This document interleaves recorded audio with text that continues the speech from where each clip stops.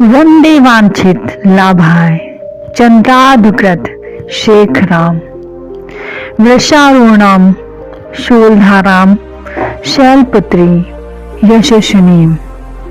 श्री दुर्गा का प्रथम रूप श्री शैलपुत्री है।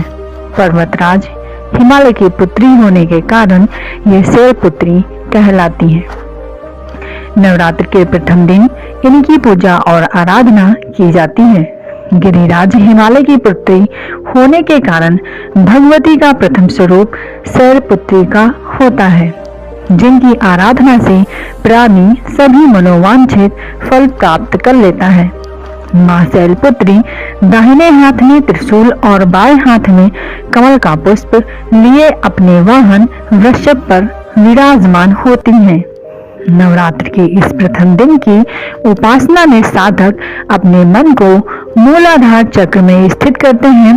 शैलपुत्री का पूजन करने से मूलाधार चक्र जागृत होता है और यहीं से योग साधना आरंभ होती है, जिससे अनेक प्रकार की शक्तियां भी प्राप्त होती हैं। माँ दुर्गा शक्ति की उपासना का पर्व शारदीय नवरात्र प्रतिपदा से नवमी तक सनातन काल से मनाया जाता है। आदि शक्ति के हर रूप में नवरात्र के 9 दिनों में पूजा की जाती है। इसे नवरात्र के नाम से भी जाना जाता है।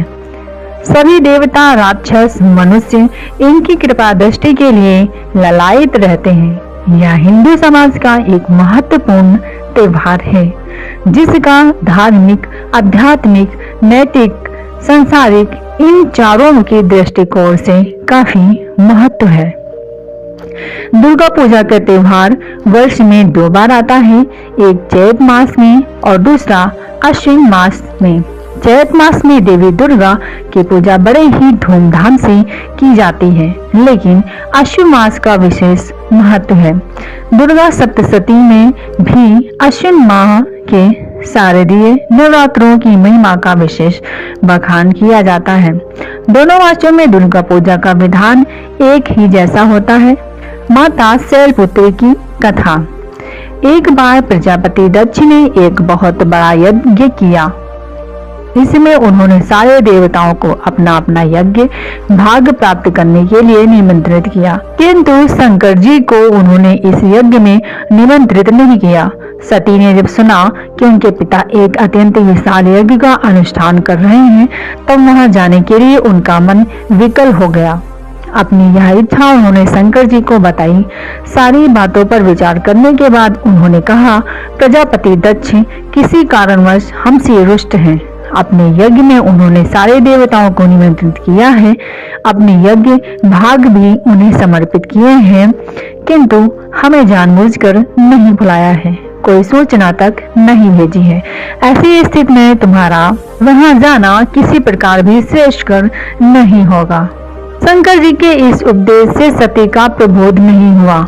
पिता का यज्ञ देखने वहां जाकर माता को और बहनों से मिलने की उनकी व्यग्रता किसी प्रकार भी कम नहीं हुई। उनका प्रबल आग्रह देखकर भगवान शंकर जी उन्हें वहां जाने की अनुमति दे देती हैं। सती ने पिता के घर पहुंचकर देखा कि कोई भी उनसे आदर और प्रेम के साथ बातचीत नहीं कर रहा है। सारे लोग मुंह फेरे हुए हैं। केवल उनकी माता ने स्नेह से उन्हें गले लगाया। बहनों की बातों में व्यंग और उपहास के भाव भरे हुए थे। परिजनों ने इस व्यवहार से उनके मन को बहुत क्लेश पहुंचाया। उन्होंने यह भी देखा कि वह चतुर्दिक भगवान शंकर जी के प्रति तिरस्कार का भाव भरा हुआ है। दक्ष ने उनके प्रति कुछ अपमानजनक वचन भी कहे।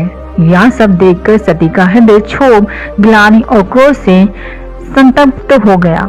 उन्होंने सोचा, भगवान शंकर जी की बात ना मान, यहाँ आकर मैंने बहुत बड़ी गलती की है। वे अपने पति भगवान शंकर के इस अपमान को सह ना सकी। उन्होंने अपने उस रूप को वहां तत्क्षण वहीं योगाग्नि द्वारा जलकर भस्म कर दिया। वज्रपात के समान इस दारुण दुखद घटना को सुनकर शंकर जी ने खुद वो अपने गणों को भेजकर दक्ष के उस यज्ञ का पूर्णतः विध्वंस करा दिया। सती ने योग अग्नि द्वारा अपने शरीर को भस्म कर अगले जन्म में शैलराज हिमालय की पुत्री के रूप में जन्म लिया। इस बार वे शैलपुत्री नाम से विख्यात हुई। पार्वती हेमवती भी उन्हीं के नाम है। उपनिषद की एक कथा के अनुसार इन्हीं ने हेमवती स्वरूप से देवताओं का गर्भ भजन किया था। आइए दोस्तों जानते हैं कलश स्थापना की विधि। कलश को हिंदू विधान में मंगल मूर्ति गणेश का स्वरूप माना जाता है, अतः सबसे पहले कलश की स्थापना की जाती है। इस स्थापना के लिए भूमि को सिद्ध यानी शुद्ध किया जाता है। भूमि की शुद्धि के लिए गाय का गोबर और गंगा जल से भी भूमि को लीपा जाता है। फर्श है तो गंगा जल से पोछा लगाया जा सकता है। शैलपुत्री की पूजा विधि। नवरात्र पर कलश स्थापना के साथ ही माँ दुर्गा की पूजा शुरू की जाती है। पहले दिन माँ दुर्गा के पहले स्वरूप शैलपुत्री की पूजा होती है। दुर्गा को मातृ शक्ति यानी स्नेह, करुणा और ममता का स्वरूप मानकर हम पूजते हैं, अतः इनकी पूजा सभी तीर्थों, नदियों, समुद्रों, नवग्रहों, द्वीपालों, दिशाओं, नगर देवता, ग्राम देवता सहित सभी योगिनियों को भी आमंत्रित किया जाता है और कलश में उन्हें विराजने हेतु प्रार्थना सहित उनका आवाहन किया जाता है। कलश में सप्तमृत्तिका यानी 7 प्रकार की मिट्टी, सुपारी, मुद्रा, सादर भेंट किया जाता है और 5 प्रकार के पल्लों से कलश का सुशोभित किया जाता है। इस कलश के नीचे 7 प्रकार के अनाज रखे जाते हैं और जौ बोए जाते हैं, जिन्हें दशमी तिथि को काटा जाता है और इनसे सभी देवी देवताओं की पूजा होती है। इसे जयंती कहते हैं, जिसे इस मंत्र के साथ अर्पित किया जाता है। जयंती मंगला काली, भद्रकाली, कपालिनी, दुर्गा क्षमा सेवा धात्री, स्वाहा स्वादता नमोस्तुते। इस मंत्र से पुरोहित यजमान के परिवार के सभी सदस्यों के सिर पर जयंती डालकर सुख संपत्ति एवं आरोग्य का आशीर्वाद देते हैं। कलश स्थापना के पश्चात देवी का आवाहन किया जाता है कि हे माँ दुर्गा, हमने आपका स्वरूप जैसा सुना है उसी रूप में आपकी प्रतिमा बनवाई है। आप उसमें प्रवेश कर हमारी पूजा अर्चना को स्वीकार करें। देवी दुर्गा प्रतिमा पूजा स्थल पर बीच में स्थापित की जाती है और उनके दोनों तरफ यानी दाईं और देवी महालक्ष्मी, गणेश और विजया नामक योगिनी की प्रतिमा रहती है और बाईं और कार्तिकेय देवी, महासरस्वती और दया नामक योगिनी रहती हैं तथा भगवान भोलेनाथ की भी पूजा की जाती है।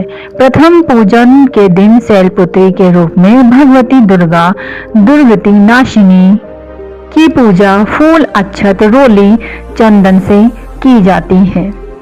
शैलपुत्री का ध्यान मंत्र वंदे वांछित लाभाय चंद्रधर कृत शेखराम वृषारूढ़ा शूलधाराम शैलपुत्री यशस्विनीम पूर्णेन्द्र निभाम गौरी मूलाधार स्थिताम प्रथम दुर्गा त्रिनेत्राम पटांबर परिधानम रत्ना किरीटा नामालंकार भूषिता फुल्ल वंदना पल्लवाधारम कातक पोलाम तुग कुचाम कामनियाम लावण्याम स्नेमुखी क्षीण मध्याम नितंबनीम।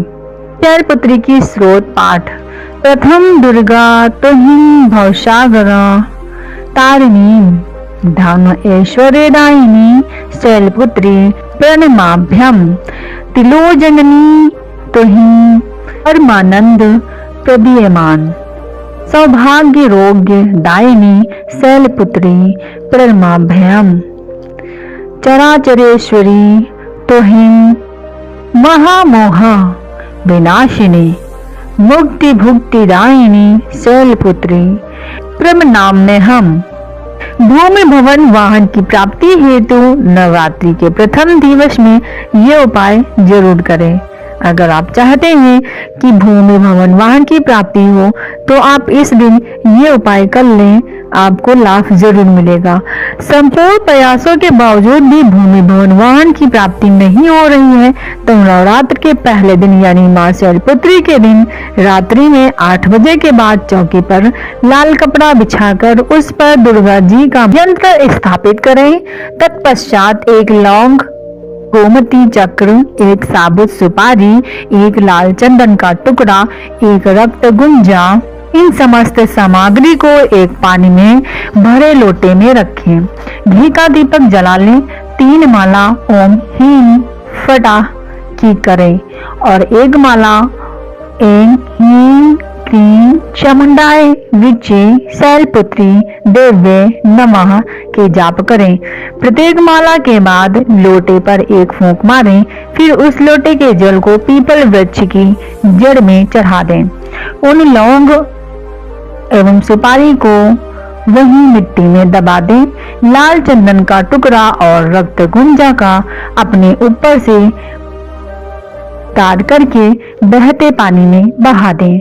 अनावश्यक कोर्ट कचहरी के मामलों से छुटकारा मिल जाएगा। यदि अनावश्यक रूप से कोर्ट कचहरी के मामले परेशान कर रहे हों तो रोज 40 दिन तक 108 मोगरे के पुष्प ओम ह्रीं श्रीं क्लीं शैलपुत्र्यै नमः मंत्र का जाप करते हुए अर्पित करें। प्रारंभ प्रथम नवरात्र को यह उपाय शुभ मुहूर्त से प्रारंभ करें।